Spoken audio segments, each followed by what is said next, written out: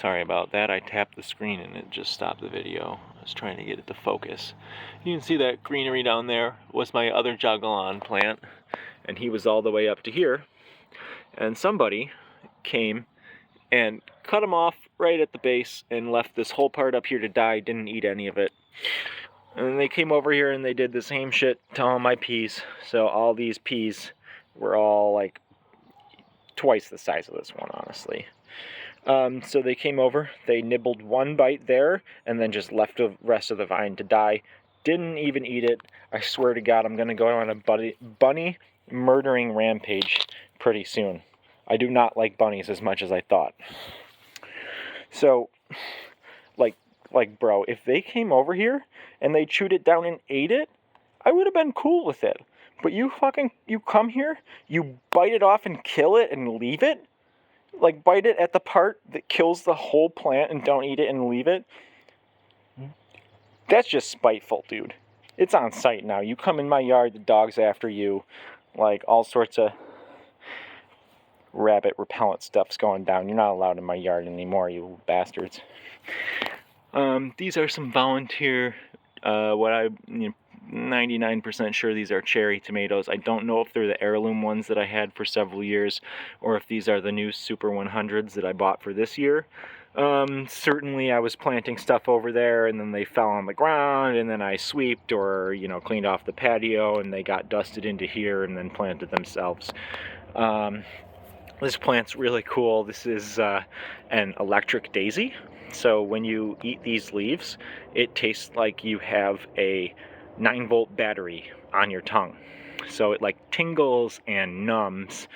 It's called electric daisy, and it's also called toothache plant because that like numbing electrical effect in your mouth is used as like a natural pain reliever. It's got like a numbing effect, so they would use it for toothaches. Pretty cool plant. Alright, we're getting out of order though because of the Jagiellon. So, they came over there, they did that, they chewed the Jagiellon off at the base, and it can, like I was saying before, it can reroot. So I planted him over here, and I'm hoping that he will put down, he's not wilting more.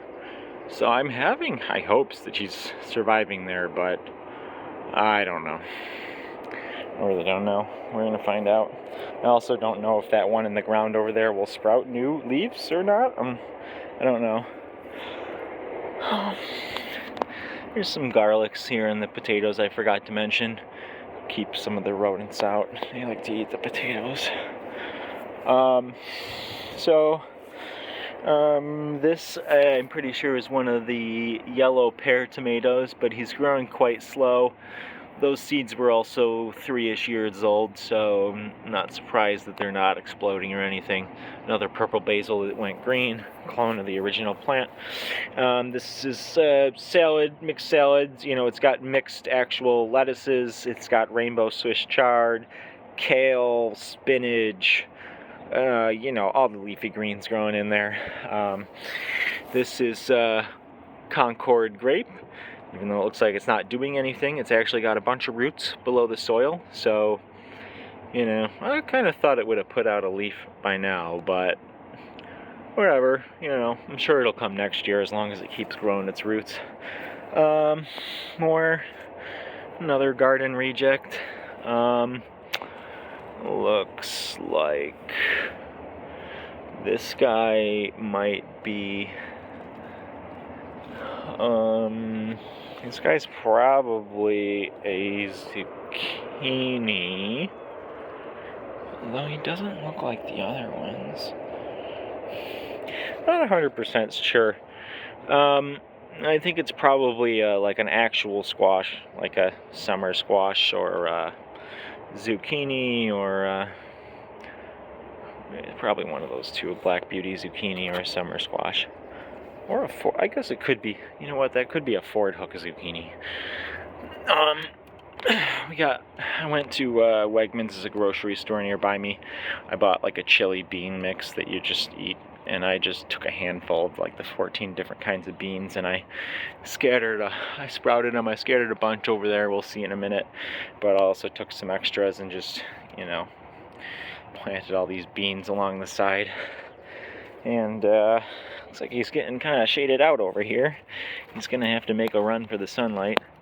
But that's one of those native thornless blackberries. You know, when I originally planted them all over there, I don't remember why he got over here. And so, got my Venus flytraps.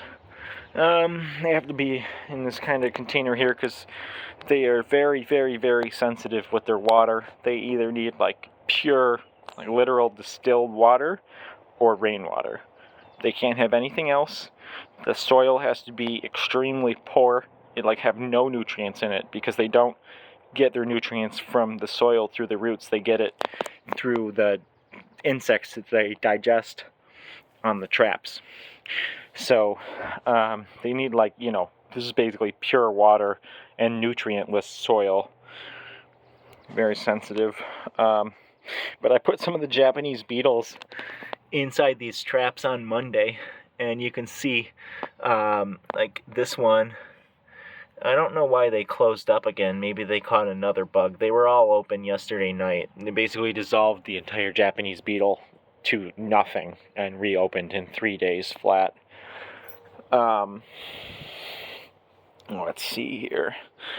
Okay. This squash here is a volunteer squash. I did not know what he was for a while until he started making this. So now I know he is a Waltham butternut. Another heirloom squash that I planted. Very vigorous. He's got that. He's got that. He's got, let's see here. He's got another one there. He's got like 6 or 7, you know, butternut squashes coming already. And that is only like maybe 4 days since I pollinated it. So he's growing like crazy.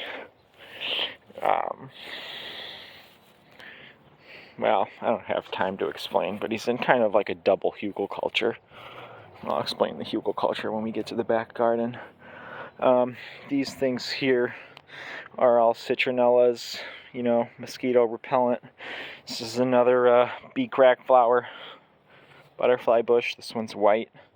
If it were, there's some pollinating flies buzzing around it. You know, if it was a little bit later in the morning, we'd see some butterflies and some bees.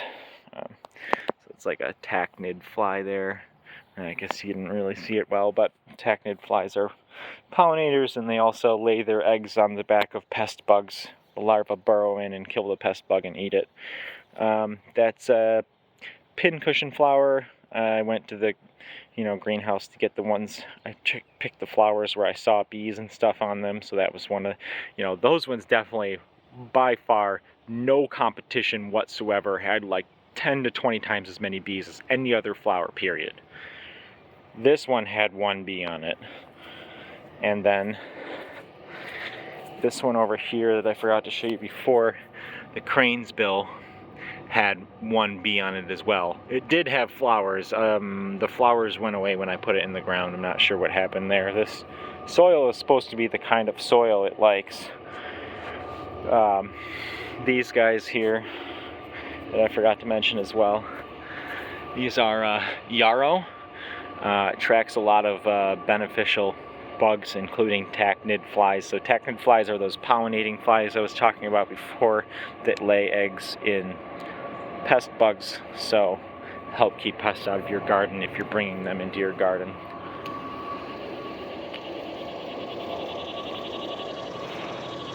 Let's see here, what should we do next? Let's finish this off over here. So then we have my magnolia tree.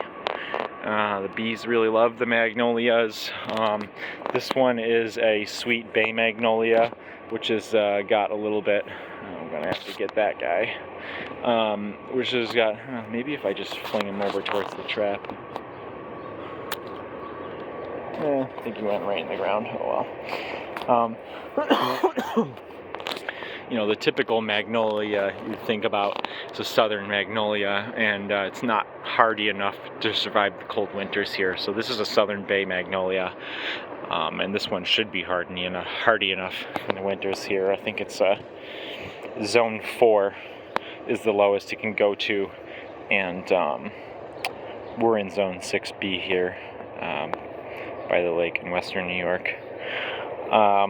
We got another yarrow over here. This one's like a pink magenta. This guy, a funny story, this guy was in that garden back there, you're gonna see in a second, but he was like planted right next to another one, and they were really competing, so he was the weaker one, so I took him out, and I just plopped him over here. I was like, he's probably gonna die because I didn't really gently remove the roots or anything. They were kind of entangled, so I had to be a little rough. It did not die, and in fact it's doing quite fine. Looks like this is going to be another butternut here. That's probably another butternut. I don't want to waste the time to inspect. That one looks like it might be a cucumber. Not going to inspect. These are all mixed beans, like 14 different kinds of beans. The clovers are for bringing bees. There's nasturtium sprouts, and I don't remember if this one's cress or shiso. You got another one there. We've got purple. No, sorry, not purple. These are red Reuben basil. Basically, I grow. We can go look at it quick. I like to grow microgreen seed trays. So Marissa likes to, have colorful sprouts on her bagels and other breakfasts. So I have like 12 different kinds of microgreens. You can see all we have going right here. These are from the very first round. So these are, like way too big to be sprouts anymore. She just never got around to eating them in time because I grew like 9 or 10 varieties so we could sample and figure out what one she liked best. So there's shiso and cress there. I got a bunch of other kinds.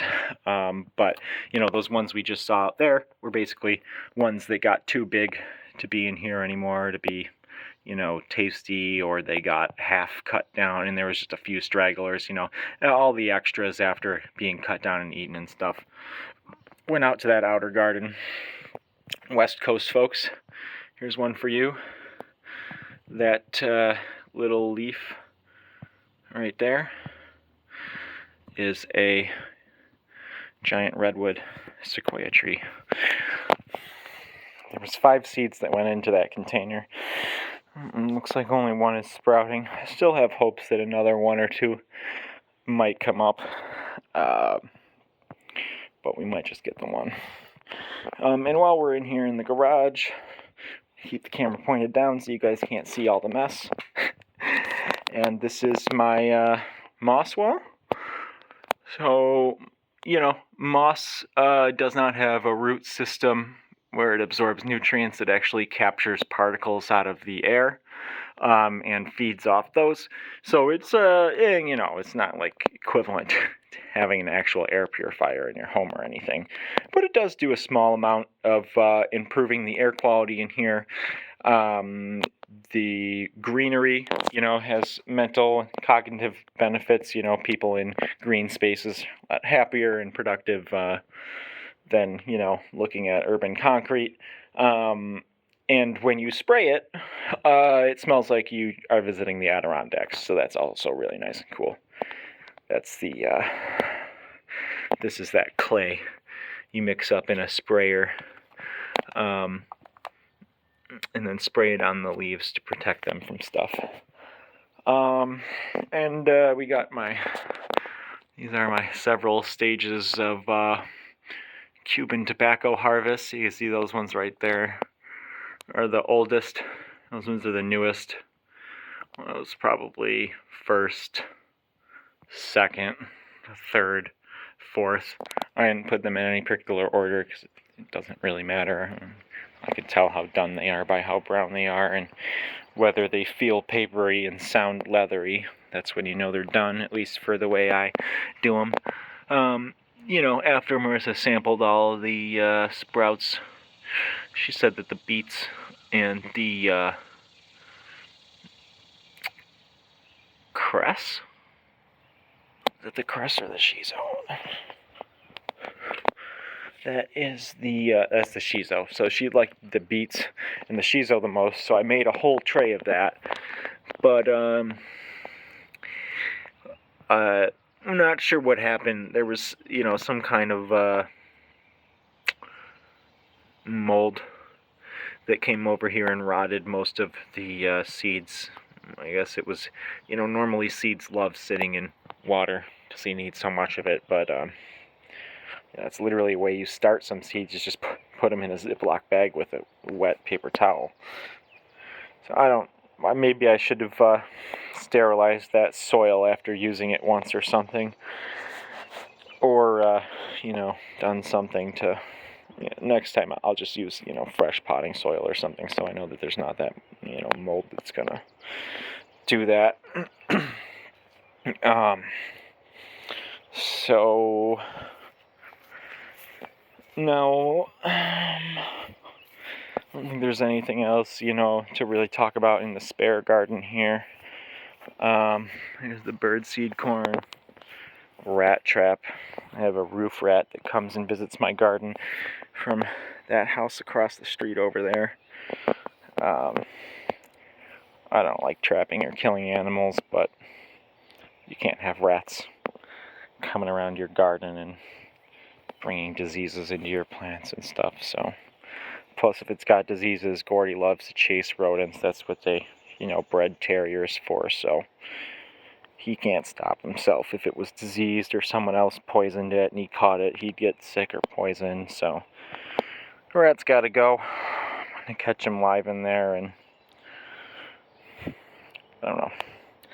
Figure out what I'm gonna do when I catch him. He hasn't come the past 2 nights. I think he's quite smart. Honestly, he's quite smart. So I prepared the trap part with gloved hands, but I didn't necessarily wash that bucket out, so he might have smelled my scent in there. He should have liked whatever's in there. It's just beef suet, so we'll figure it out. Those are some extra beans from when I sprouted all those ones and want to plant more in the ground. That's ginger root. Doesn't look like anything right now because it was just planted a little while ago. It takes about a month before you're going to see it come up. These story time number 2. So I told you about the super onion. This guy's also got history in the garden. I bought heirloom cherry tomatoes 4 or 5 years ago. And I had them in one of those like purple planters that you see over there that had the butternut in it. And they grew a bunch of little cherry tomatoes, more than I could eat, and a bunch of them fell back into the dirt. I didn't do anything about it. Winter came and went, and next year those tomatoes that dropped in the soil grew new tomato plants. And so they basically just reseeded themselves for 2 or 3 years. And then last year they never came up. So I was a little sad. I was like, oh man, that was it? They're all done? So I took that old soil that they were planted in, because they'd been growing for like 4 years in there. It's got to be deprived of nutrients. I dumped it out in my compost bin, and the compost was half finished, so I dumped that compost out over here to finish off in the back over here with all the rest of the junk. And what do you know? These guys said, oh, okay, you added the nutrients back into the soil, we're good to go. And as you can see, they are the biggest tomato that's been planted from seed in my garden, and they're volunteers. I didn't even know they were there, planted themselves, biggest ones I got. Oh, okay, let's do... Now we've got this big pointy one here, is pineapple sage. And this guy down here is purple sage. They were similar size when I put them in here, actually, but that pineapple one's, he needs to be trimmed back bad. It's on my to-do list. These are some onions from the farmer's market. And then inside here, you can see them coming up. There are little tiny potatoes, little, like, those little ones that are like this big. There's a bunch of those planted on 2 layers in here. And you can see They are totally cool with the onions. They like it. The first guy who was able to make it to the surface is like right underneath the onion. So, you know, like when people ask me like, can you grow those plants together? Yes. The onions produce sulfur that lots of vegetables need to grow healthy, tasty vegetables. Lots of plants like to have the onions so they can absorb the free sulfur. These are sweet potatoes. Sweet potatoes are a tropical vining plant, if you didn't know. So you can cut off, you know, these notches and put it in new soil or in water. It'll sprout roots, and you can put that in soil and it'll grow a new potato guaranteed. You know, this thing might put out new potatoes, but it has a lot of energy, so it has no motivation. If you cut off one of these and you plant that in the soil, it's got no main potato, so it makes one. So that's the way you force it to make more potatoes. Slips is what they call those. Sweet potato slips is what you cut off. So this is my hugelkultur garden. If you don't know, hugelkultur, German for mound culture. You bury sticks, logs, wood beneath the soil, and what it does is it acts like a sponge and soaks up water and nutrients, and then re-releases them slowly back into the area as it decays. So, you know, what that means is these roots can go down and tap into those wood sponges that are decaying and get, you know, a highly consistent source of nutrients and water at whatever concentration they choose. So it's very, very effective for water conservation. And as you can see, this bed back here, it barely gets 6 hours of sunlight, but look at how good everything is growing. Some of it's the reflector here that I put up is helping increase the sun intensity, but I actually don't think they need it. I'm going to leave it because I think it helps, but I think they would probably be similar if I didn't have that reflective coating. It's not really even reflecting as much light as it looks like. I got kind of scammed when I bought it on Amazon. It was supposed to be, you know, reflective, aluminum coated reflective mylar with like 99% light reflection or something, but if you hold the shit up to the sun, you can see right through it. So you can see it does reflect. I think some guy in the comments used a cheap at-home setup and he said it's reflecting about 60 or 70% of the light, but it was advertised as 99%. So I did get scammed, but that's okay, because honestly what I didn't think about is this also reflects heat. So having this doesn't just increase the sun, it also increases the heat. And if it was 99% effective, that might actually be, you know, too much heat, basically magnify, bake the plants out. I'm gonna have to move these back onto there. So like I said before, the sun traces a path like that. And so basically on this exact line here, basically, I guess it's this line kind of like right here, is like a super hot magnifying beam. Like it burns the leaves in a straight line right there. But as long as I put something else in front, like these, put these on top so it blocks it, it's fine. But then, you know, the water sits and becomes stagnant, and you don't want them sitting in stagnant water, so then I have to move them when it rains, and we're going to figure out a better system for this next year. Probably put it on a frame so that I can move it around, remove it, and even angle it easier. But I intentionally planted like 4 or 5 different kinds of squash. And when I say squash, that could be zucchinis, yellow squashes, pumpkins, butternut squashes, you know, lots of different things in the squash family.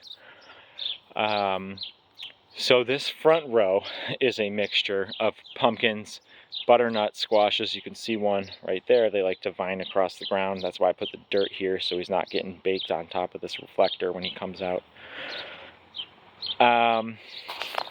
You can see the rate that this guy's growing, that one's going to be done probably tomorrow. Honestly, it's like could even take that one today, and then he'll start growing that other one in there. And another zucchini in there. I'm gonna need to check these. It looks like I only got male flowers open today, so I guess I don't need to worry. Wait, what is that? Two-headed flower? That's funny. Let's see, let's check these females real quick. Looks like just males.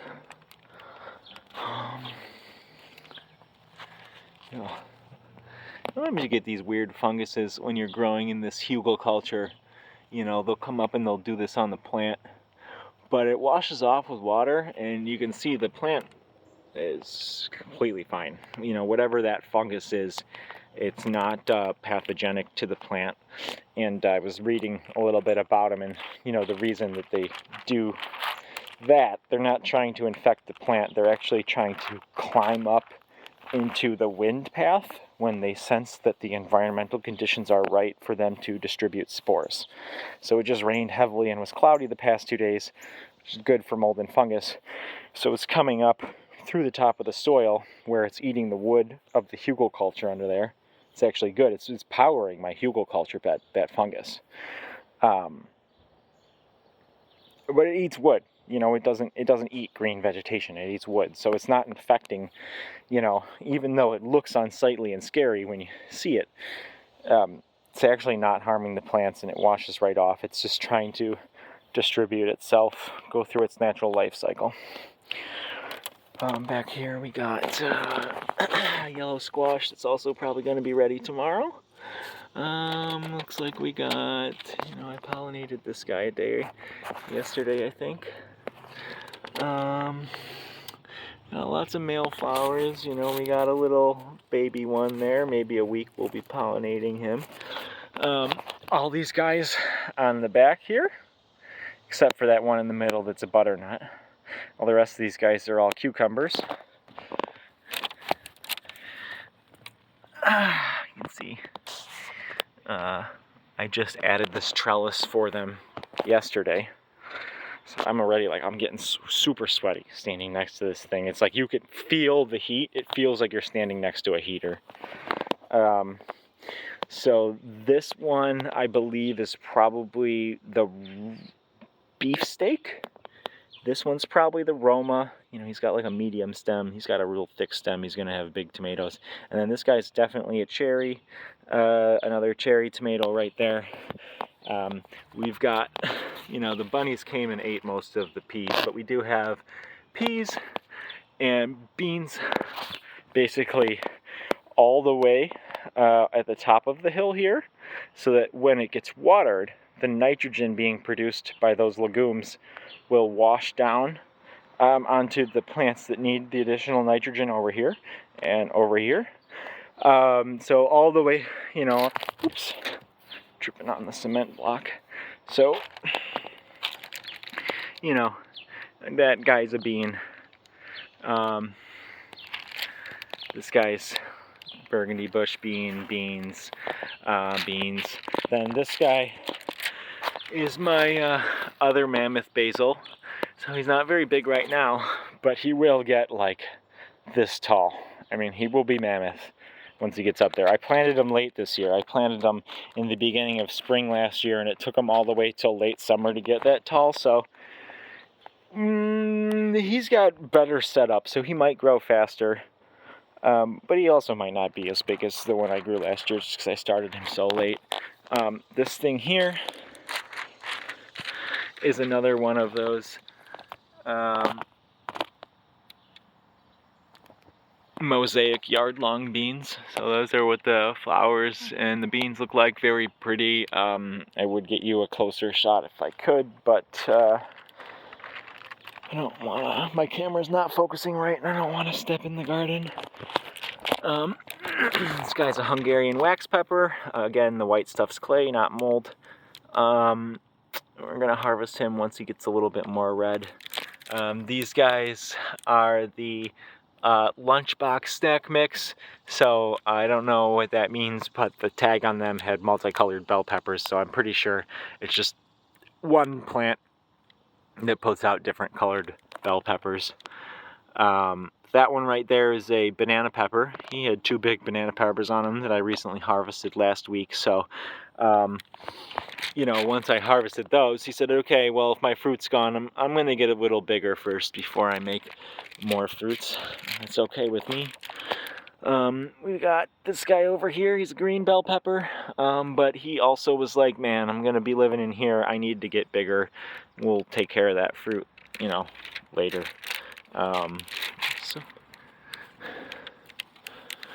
Just more male flowers. We do have a female there that I'm going to need to watch. Be open in the next day or two. This is a red amaranth. We grew microgreen seeds of those last year, and this year that guy was a runaway. He escaped and got into some pot of his own and grew kind of large, so I was like, all right, you can stay. The back wall is lined with scallions. The side here and the front are lined with garlic here in the front, and those are actual, you know, bulb onions there in the back as a defense perimeter. There's another tomato in here. I think that one's a beefsteak too. And we got, you know, straggler corn didn't make it into the Three Sisters garden. We got the Genovese basil, that's your classic basil. And he really wants to fight me on flowering. Another corn, some extra beans, some kind of squash there, all left over, another squash. Yeah, see, this guy gets less sunlight and he's still pretty purple, so the ones in the front must be just getting too much sun. So that's almost it for the garden tour. We do have a couple more at the front. Look. This is just the last couple minutes. This is like the lowest activity part of the day. And since it just rained so much 2 days ago, I am gonna get swarmed today. It's gonna be nuts. It's gonna be all out war. It's a good thing I got summer hours today because I'm gonna need it. Let's see here. Just a couple more out in the front, and that's good because with that coffee, I need another bathroom break here soon. Okay, where do you stay? Stay. I'll be back. Be back in 1 minute. Okay. Any place in the lawn that gets bare, you know, if you leave the garbage cans there or something, I just fill it with clover. Better for the bees, anyways, and it takes literally zero care. You just throw the seeds down on top of the ground and walk away. This is one of those grow mats I was talking about in the beginning where I actually prepped the ground and everything for it. You can see it's supposed to have hundreds of wildflowers. I got like 4. Don't buy them. Not worth your money. That's a mixture of 2 different kinds of burgundy bush beans, as well as Blue Lake 74 and Blue Lake 274. Those are both green bush beans. Some more garden reject squash.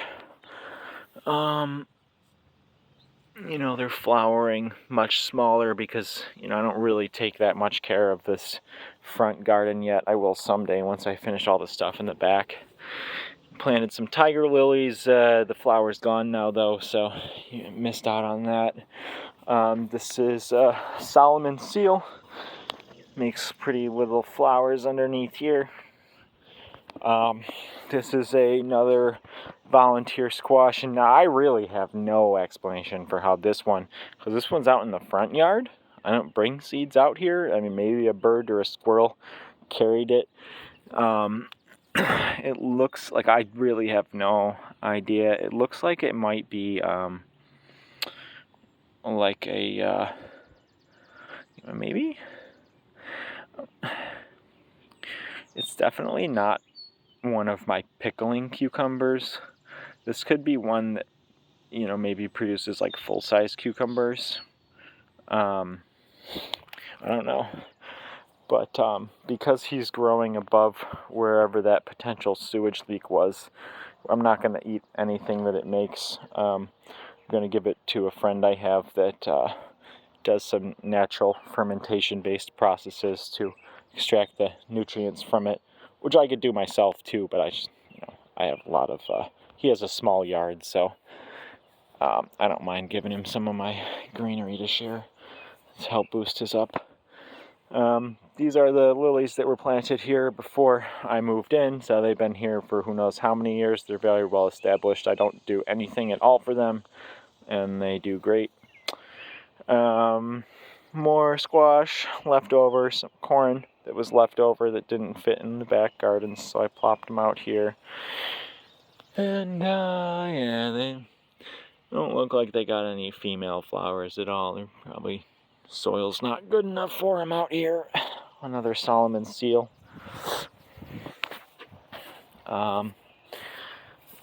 Couple extra tomato plants here. I think these are well, it looks like I have two. Well, they could all be the same. I don't know. They're beefsteaks or Romas, I can tell you that much. Back there you can't see, but there's a bunch of daffodils that come up every year. So daffodils come up kind of like towards the end of February. And by this time of year they all die back, so I just, mow them down, remove them.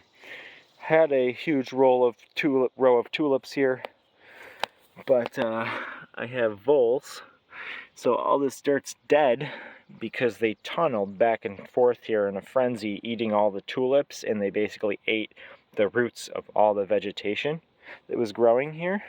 So this used to be, you have grass up to here, like grows super hard every week, but they basically killed it from the roots up, which is fine. I mean, I'd rather them eat the tulips than, my corn plants or things like that. So this guy here had the worst summer. So he looks okay now, but he definitely looks a little sparse on leaves, and if you looked at him a week or two ago, he would have had none. So what happened is, one night I went to bed, I looked at him, he looked fine, and I woke up the next day, and 50% of every leaf on the entire tree was over 50% infected with this stuff called Fabrea leaf spot. And so when that happens to your tree, you take off all the infected tissue and treat it. So I did that with some neem oil. That's what I use for all the fungus problems on my trees. It's always worked. And it didn't do anything. That fungus steamrolled it through it like it did nothing. Came back out here a couple hours later, 20% more of the leaves were gone. A couple hours later, 20% more of the leaves. By the time I got to the store to get some copper fungicide, that is what you need to treat it. He had lost or had infected every leaf on the entire tree. So there was only like 10% of the leaves left on the tree, and what was left was all infected. But I sprayed him with the copper, and that did stop it right in its tracks. And I gave him some more treatment. You can see he's growing a lot of leaves now. However, I came out here yesterday, and I'm seeing this. Let's get it in the sun. You can see how it's like turning brown a little. I don't know if that's just because it's trying to grow too hard, too fast. I mean, you can literally see it's like trying to recover so rapidly that it's bending its own branch. Like, these used to be straight up and down, but all the leaves came off during the infection, and the signals, I guess, are sending so much growth here that this is getting like too heavy for it to even stand up straight. So I don't know if this, is because it's literally just trying to grow leaves so fast. It doesn't have all the nutrients. The camera won't focus it on it now, of course, but you know, you can see it a little. Yeah, okay. Well, the camera's gonna fuck with me, so excuse my French. Maybe this one. Oh, come on, it's like not even windy, just focus. I don't even want to... Whatever. I don't know. The phone wants to fight me, so I don't care. He's got his own guild here.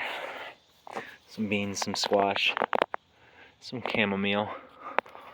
I don't know what's up with this leek. And I planted it, it split this weird curly thing off the side, and it never really grew like the rest of them. So, I don't know what's going on there. But, well, that's pretty much it. That's the garden tour. Garden changes, you know, on a week-to-week basis, so there's always updates. But, I was at like an hour and a half. Should keep you guys busy for a little bit. Hope you enjoyed.